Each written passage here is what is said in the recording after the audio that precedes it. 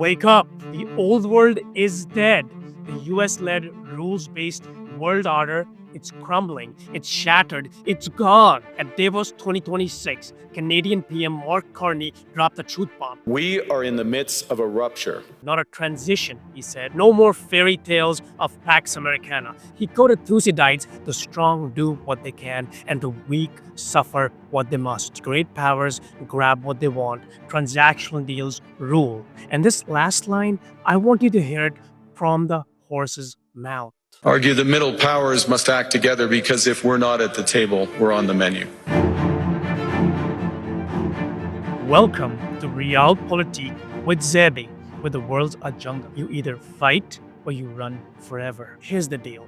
This chaos isn't doom for everyone. It's rocket fuel for middle powers. Nations like Pakistan, Turkey, Saudi Arabia, Brazil, Indonesia, they're not waiting for permission. They're rising. They're fast, ruthless, smart. Finnish President Alexander Stubb wrote an article in Foreign Affairs in December last year, The West's Last Chance. He maps the new battlefield, Global West versus Global East versus Global South. The South means middle powers with population, resources, ambition. They hold the swing vote, he says. Stubb begs the West to reform now, expand the UN Security Council, curb the veto, suspend violators, share power or lose it all to multipolar disorder. It's too late though, because middle powers aren't begging, they're acting. Turkish President Erdoğan has been screaming it for years. The world is bigger than five. The P5 veto club, it's unjust, it's outdated. Humanity's fate can't hang on five countries' whim. Erdoğan repeated it out loud in 2025 at the UN, PRT Forum, everywhere. And now Turkey's in advanced talks to join the Saudi-Pakistan Defense Pact. Imagine that, a new security axis demonstrating Muslim world muscle. This is multi-vector power in motion. This is exactly what Carney advocates for.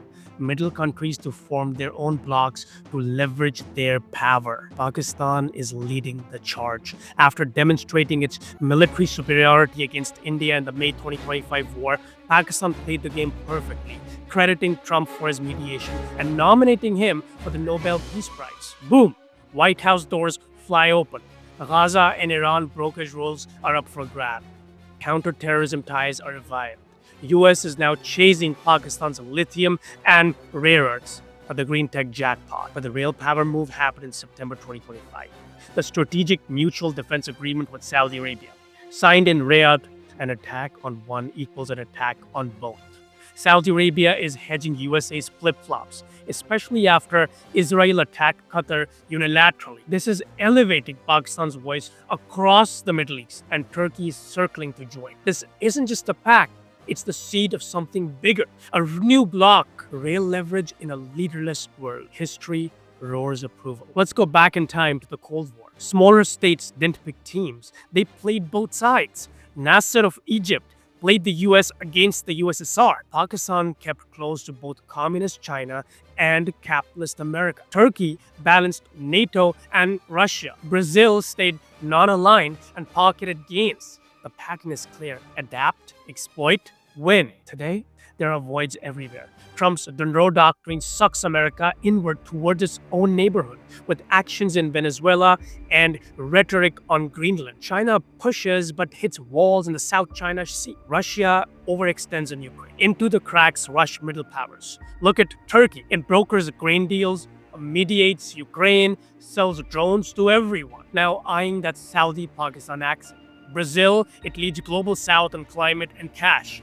Indonesia masters nickel and forces processing for it while cashing in billions and flirting with both superpowers. Saudi Arabia and Pakistan form up a new defense engine with Saudi Arabia's financial might and Pakistan's military prowess. India stands tall on its own ground, resisting American influence on Russia. This is your moment, middle powers. The rupture Carney named, it's an opportunity. Stubb advocated for a last chance for the West, but middle powers don't need their permission. We build our own tables, our own coalitions, mini G20s of Prague, Britain, Canada plus Pakistan plus Turkey plus others on minerals, trade, de-escalation. Will there be risks? Sure, but flattery can backfire too.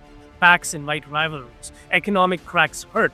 But history favors the nimble, not the nostalgic. So rise up, the chaotic auction is open. Middle powers hold the strongest cards, resources, agility, alliances like Saudi, Pakistan, Turkey. Pakistan's playbook is not weakness, it's mastery. What about you? Are you seeing the shift? Tell me in the comments right below. Like this if multipolarity fires you up.